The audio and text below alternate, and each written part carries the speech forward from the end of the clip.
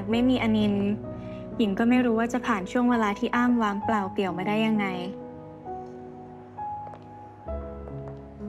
ขอบคุณนะคะที่เป็นทั้งเพื่อนเป็นทั้งบ้านเป็นทุกอย่างให้หญิง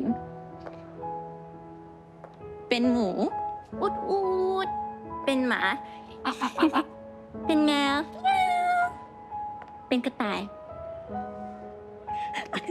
อันนี้ทำอะไรไปคะไม่งามเลย เราไม่ทิ้งคุณปิ่นไปไหนหรอกเดี๋ยวคุณปิ่นเหงา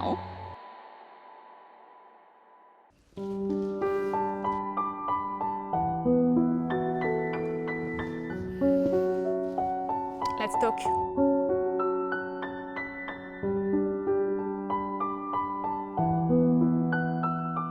En finissant de Loyal Pin, je me suis demandé pourquoi j'avais aimé ce drama, pourquoi il m'avait touchée. Alors bien sûr, je ne sous-entends pas qu'il était étonnant de prime abord que j'ai pu l'apprécier, tant il était de piètre qualité. Non, bien sûr. Mais plutôt, pourquoi avait-il autant fonctionné pour moi? C'est une très bonne question, Solveig. The Loyal Pin nous raconte une histoire d'amour, oui, mais pas que. C'est ça, et en même temps c'est plus que ça. The Loyal Pin nous raconte une évidence, l'évidence de deux personnes destinées l'une à l'autre, de toutes les manières qui puissent exister. L'évidence d'une relation, je dirais, qui fleurira et se concrétisera coûte que coûte. Et bien évidemment, l'évidence que nous, spectateurs, nous allons succomber aussi à cette histoire. Pour moi, la finesse de The Loyal Pin est d'avoir su inséminer dans chaque point de son écriture, de sa réalisation, de sa production, et même de son marketing, une injonction à croire en la relation. Il n'y a pas d'autre moyen, c'est comme ça. De manière quasi brechtienne, la série impose au spectateur un présent de vérité générale. La princesse Anine et Lady Pin sont faites l'une pour l'autre. Et alors, Jamy, quelle est donc la recette de cette évidence? Encore une excellente question. Dans cette vidéo, partons ensemble à la recherche des ingrédients qui la composent, cette évidence. Ingrédients que j'ai classés en 6 catégories, 6 chapitres qui viendront scander l'histoire que je m'apprête à vous conter. Nous sommes partis. Mais d'abord, un mot de notre sponsor de la vidéo, Oli. Mais d'abord, un mot de notre sponsor de la vidéo, HelloFresh. Mais d'abord, un mot de notre sponsor de la vidéo MyRatage, Surfshark, NordVPN. On me dit à l'oreillette que je n'ai pas de sponsor.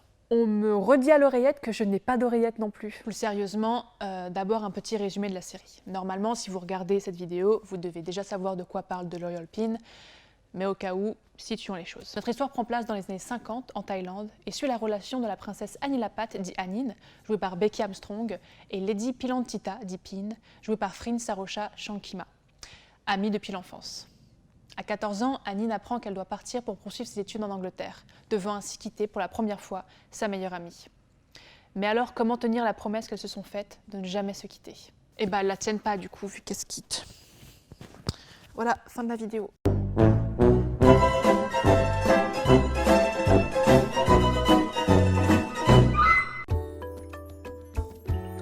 Dès l'ouverture du premier épisode, il est évident que nous pénétrons dans un monde merveilleux, un monde aux allures de contes de fées. Bien évidemment, la majorité de l'intrigue se déroule au sein d'un grand palais où nous suivons la vie d'une famille royale, composée donc de princes et de princesses. Mais au-delà de la reine, c'est aussi la mise en scène et la réalisation qui travaillent à la construction d'un monde enchanté. Une musique douce et émotionnelle habille chaque épisode, du piano, du violon, qui vient amplifier l'intensité des scènes dramatiques, alors qu'un revêtement sonore de bruitage illustre chaque petite interaction, réaction, émotion, tels que des bruits de scintillement, des bruits de clignement d'yeux exagérés. La bande-son apporte une dimension très théâtrale qui, je dirais, nous éloigne des tristes aléas du réel. Ici, on nous raconte une belle histoire d'amour. Et ça, c'est déjà inscrit dans la matière de la série. La photographie se compose d'une lumière toujours très intense, très ensoleillée. L'utilisation d'une courte focale avec du flou donne une impression onirique. Très tôt dans le premier épisode, nous entendons la voix off de Queen Pin qui installe la situation et contextualise la reine et l'univers en décrivant, entre autres, l'arbre généalogique de la famille royale, en présentant leurs relations, son arrivée. หลายปีแล้วที่ท่านอาปัทมิกาพาฉันย้ายเข้ามาอยู่ในวังเสวตวาริศของเสด็จพระองค์ชาย เนื่องโดยท่านอาปัตเป็นพระญาติที่มีสายสัมพันธ์ใกล้ชิดกับเสด็จเพราะหม่อมคล้ายมารดาของเสด็จแห่งวังเสวตวาริศรับท่านอามาเลี้ยงไว้เสมือนธิดาบุญธรรมตั้งแต่ยังเยาว์ท่านอาจึงเป็นเหมือนน้องสาวของเสด็จ Je dirais que cette utilisation de la voix off, couplée avec un discours didactique, pour servir aux spectateurs tous les éléments nécessaires à la compréhension de l'histoire, rappellent la structure des contes avec leur amorce très pédagogique. Nous sommes donc dans l'explicatif, car rien ne doit être laissé au hasard pour le spectateur. Les émotions des spectateurs sont aussi souvent rapportées par une tierce personne. Par exemple, Prick dans l'épisode 2, je crois, qui raconte la peine ressentie par Pin à l'annonce du départ d'Anine. Le mot raconté n'est évidemment pas gratuit. L'effet recherché est vraiment le conte d'une histoire pendant que celle-ci se déroule. Ici, Prick prend la place de la narratrice. เหตุใดถึงไม่กินเหล้า คุณหญิงกินอะไรไม่ใคร่ลงหรอกเพคะ ตรอมใจ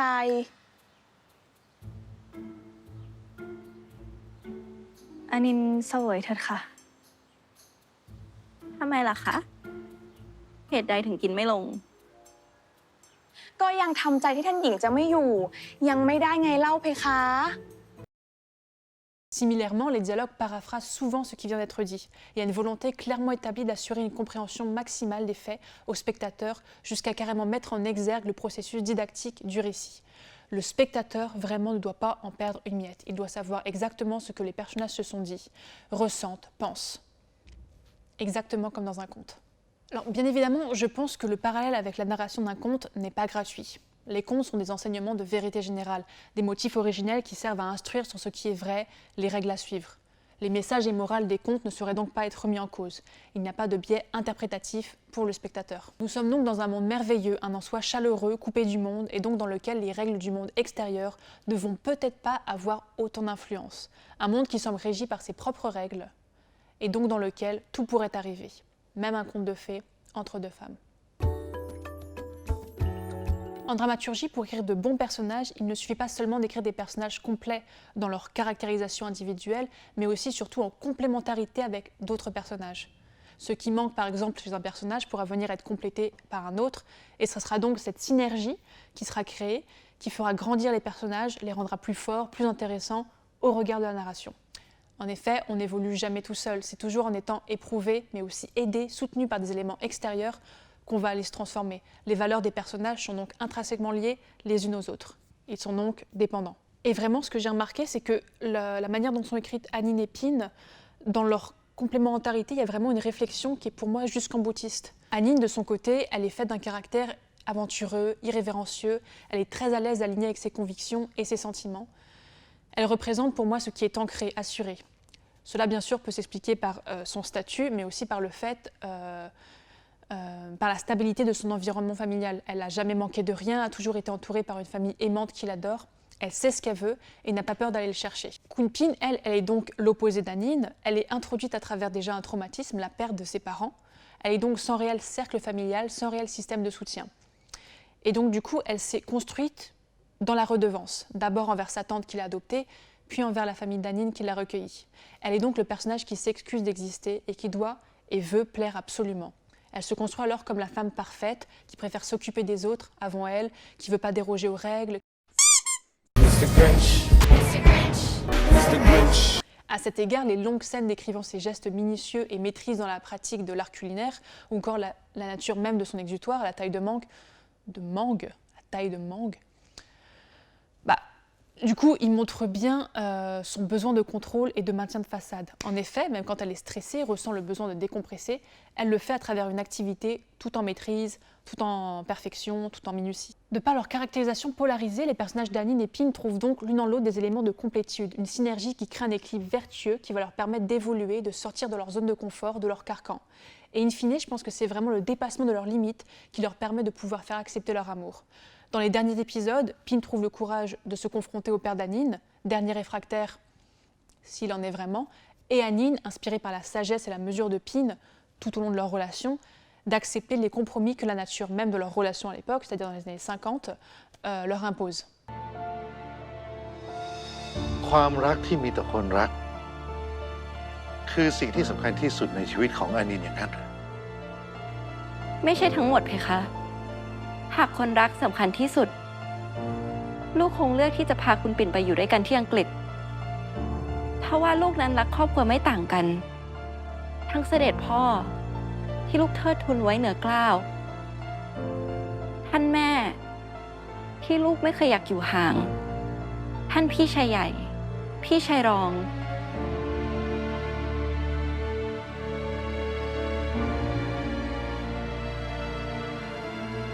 ลูกนั้นไม่ได้เรียกร้องเรื่องตกแต่งออกหน้าออกตาให้เสด็จพ่อได้อับอาย ลูกเพียงปรารถนาจะครองคู่กับคุณปิ่นเงียบๆที่ตำหนักสนจนแก่ ให้เพียงมองผิวเผินว่าเราทั้งคู่เป็นสหายที่ต่างไร้คู่ ลูกต้องการเพียงเท่านั้น Je t'aime, aime-moi, et le monde nous aimera. Dans les dramas, et de Loyal Pin n'en dément pas, il existe une sorte de dynamique de répétition, de bourrage de crâne, je dirais, d'une injonction à y croire. Cela peut paraître grossier et mal décousu, mais au contraire, je dirais que ça illustre plutôt la nécessité quasi vitale de cet amour. Il doit exister, et pour cela, ne passons pas par quatre chemins. Je l'acclame, je l'atteste, je le montre, je le consomme, maintes et maintes fois.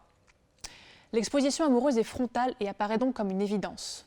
Comme je disais dans l'introduction, il y a vraiment un angle d'attaque quasi brechtien à imposer au spectateur un discours de la vérité. C'est un amour fort. Le spectateur n'a donc pas le choix que d'y croire. C'est un fait, on lui a expliqué. L'injonction à y croire passe notamment par la surprésence de marques d'affection, de déclarations d'amour. Ça sente l'amour par tous les pores.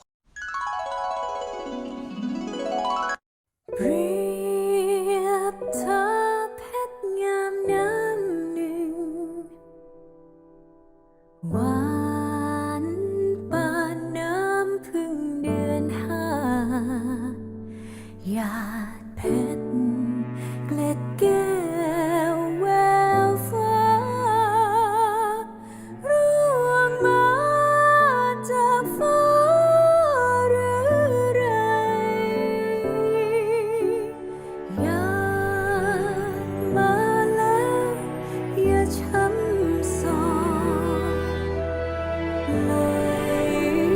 คนที่โลกร้องไห้หยาดเพชรเกล็ดแก้วห้องใสนั้นอยู่ไกลกันผูกพันแม้ยามเพชรหยาดจากฟ้า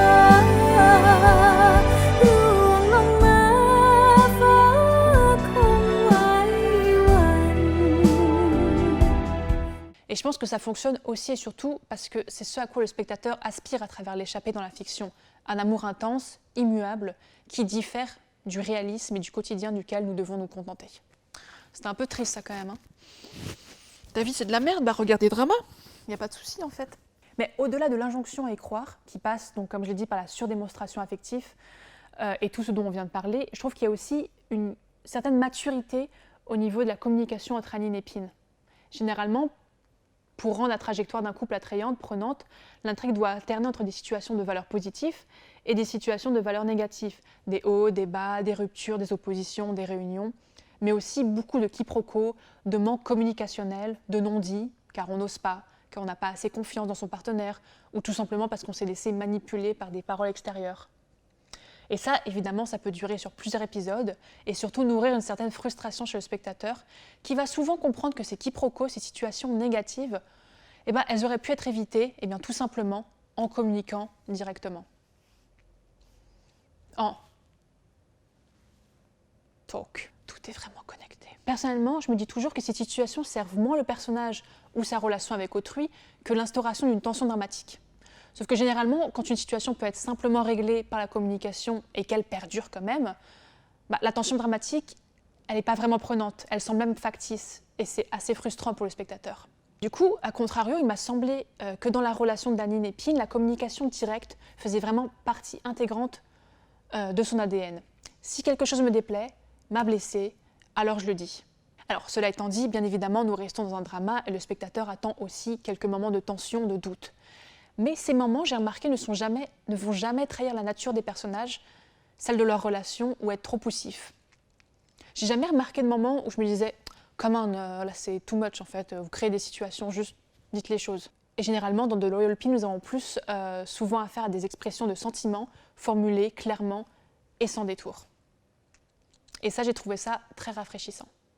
Comme par exemple quand Anine dévoile ses sentiments à Pin dans l'épisode 3, quand Pin partage après ce que les actes tentateurs d'Anine lui ont fait ressentir, je crois dans l'épisode 4, ou encore les nombreuses scènes de jalousie, on y reviendra, qui sont souvent confessées, vous le remarquerez, rapidement et à travers un jeu de sexu.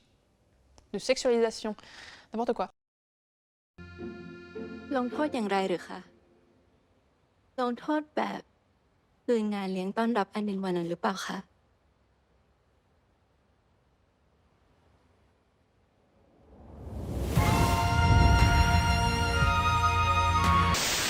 Un jeu de séduction. On y reviendra aussi. En bref, j'ai trouvé qu'il y avait quelque chose de très pur, de très honnête dans la communication, qui rappelle qu'au-delà d'être amantes, elles sont aussi meilleures amies. Bon, ce sont de gros mots pour tout simplement dire Frinveki, on va pas se mentir, voilà. Je sais pas si j'avais besoin d'en faire plus, si j'avais besoin de faire 6 chapitres, en fait j'aurais pu juste dire Frinveki et ça marche. Non, pour être sérieux, Frinveki, on reprend un duo qui a bien fonctionné et dont l'alchimie et la compatibilité ont été éprouvées. Donc ça donne une impression de véracité des sentiments et du couple d'entrée de jeu. Ça, je fais juste une parenthèse, en fait, c'est pas un vrai chapitre parce que je vais pas trop rentrer dans les détails car j'aimerais bien faire une vidéo dessus, donc sur ce phénomène de duo d'acteurs, de ship que je trouve assez fascinant d'un point de vue marketing mais aussi d'un point de vue sociologique au niveau de la réception du spectateur. Donc ça, on verra dans une autre vidéo. Pourquoi t'en as fait un chapitre? Je sais pas. Parce que la vidéo n'était vraisemblablement pas assez longue. Donc je tease d'autres vidéos que je vais faire. C'est aussi ma marque de fabrique. À l'instar de nombreux dramas, et les GL Tai n'en font pas exception, l'intrigue est bourrée d'humour. Une comédie notamment tenue par le personnage de Prick, l'acolyte ontologique, la third wheel par excellence, dont l'amitié indéfectible dépasse même les frontières de la fiction. Donc la très forte présence de motifs comiques, que ce soit à travers des personnages comme Prick, un habillement sonore fait de bruitages qui vont aller rendre cartoonesques certaines scènes. J'en parlais, donc les clignements d'yeux, mais aussi les bruitages d'éléphants quand Pin est jalouse. Les bruitages de tigre quand Pin fait autre chose. Ou même des comiques de situation, d'interaction, de réaction. Par exemple dans l'épisode 3, quand Anine renvoie inlassablement la nourriture de Pin parce qu'elle veut que ce soit elle qui l'apporte. Ou dans l'épisode 7, quand elle envoie Prick pour faire un bisou à Pin pour l'embêter. Ou Prick qui s'enfuit, je crois dans l'épisode 4, au ralenti dans une scène en pleurs digne de la commedia dell'arte.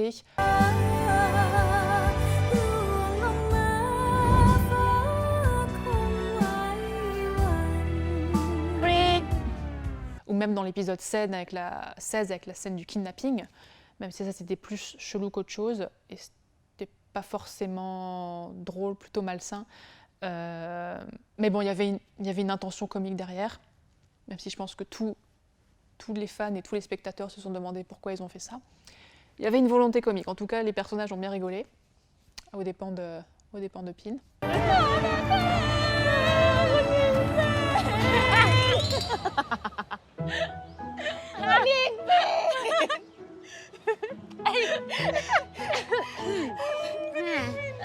Tous ces caractéristiques de la comédie nous renvoient au fait que nous assistons avant tout à un grand jeu d'enfants, entre deux meilleurs amis d'enfance. Rien n'est pris au sérieux car d'une certaine manière, la finalité est déjà connue d'avance. Il n'y a pas d'enjeu à savoir comment ça va se terminer. On sait que ce sera une happy end. La comédie, comme je disais, elle passe aussi par un jeu de drague, un jeu de séduction, de recherche mis en place entre Anine et Pin. Cela renforce l'idée d'une relation holistique dans laquelle se dessine aussi une amitié un peu enfantine, à travers laquelle elles apprennent ensemble, créent des situations, grandissent, improvisent, jouent aux adultes et découvrent le monde, ensemble. Dans de nombreux formats sériels dramatiques, quand une séparation arrive, elle est souvent très exploitée dramatiquement du coup. Elle perdure, filant ainsi de nouvelles sous-intrigues, l'emphase est mise sur la souffrance des personnages, mais aussi sur leur développement individuel. On sous-entend un possible en dehors de la relation, une attraction vers l'extérieur, vers le nouveau, vers une possible rupture. Cela amène bien évidemment, et c'est le but, du suspense et de la tension. Mais dans ce titre, dans The Loyal Pin, ce n'est pas le cas.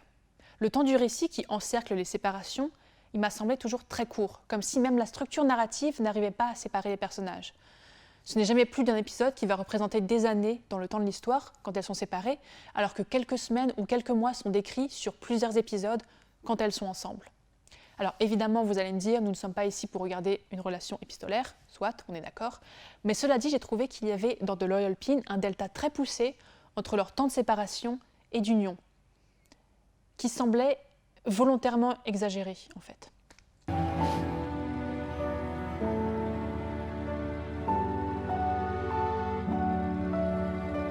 2 seconds later. Similairement, le médium narratif, le récit, participe à l'union, mais aussi à l'isolement des jeunes filles. Elles ne sont jamais interrompues. Il m'a semblé qu'elles ont été interrompues une seule fois, je crois que c'est dans l'épisode 2 ou 3, quand elles sont au bord du lac, après une énième petite jalousie de la part de Pin. Il y a Anine qui vient la voir et qui commence à s'approcher dangereusement d'elle. Et on suggère qu'il pourrait y avoir un premier baiser qui est interrompu par Koi qui vient annoncer l'arrivée de maître de Kumquat. Ou Kumquat. C'est quoi le nom du fruit? Kumquat. Peu importe. Je diverge. Et il m'a semblé que dans la série, c'était vraiment la seule fois, après vous pourrez peut-être me dire,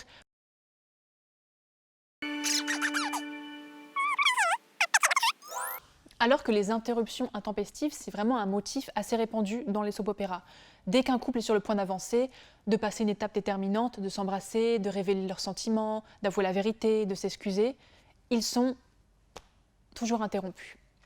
Et comme j'ai dit, dans The Loyal Pin, c'est jamais le cas. Comme si, d'une certaine manière, le récit soutenait activement la réalisation du couple et les poussait à aller au bout des choses.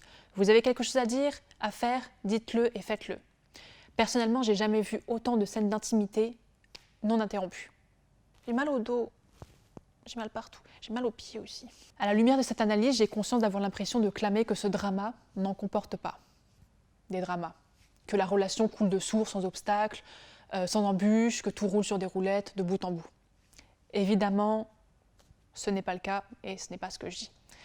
Et il y a plusieurs situations de conflit, d'opposition à la relation, notamment à la toute fin, à travers le personnage de la tante de Pin et aussi le père d'Anine, mais aussi au début avec les doutes face aux sentiments éprouvés. Du coup, avec Pin qui prend son sweet time pour se demander pourquoi son cœur bat plus fort quand elle regarde sa meilleure amie. Je ne sais pas pourquoi. C'est vrai que c'est assez mystérieux.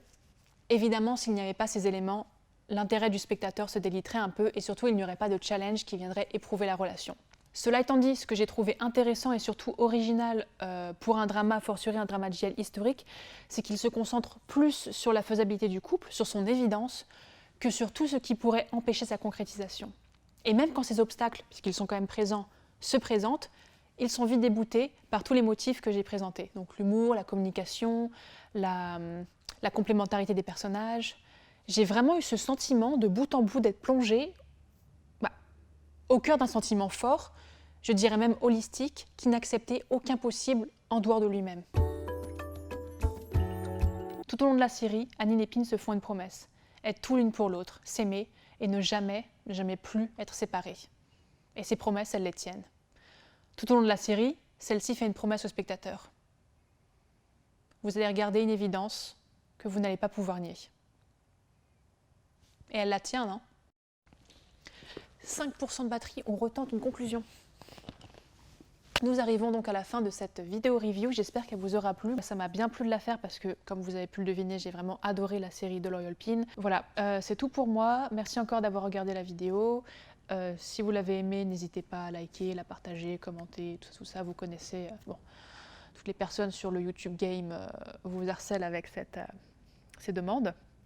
Mais voilà, et du coup on se retrouve pour une prochaine vidéo qui arrivera bientôt et qui parlera de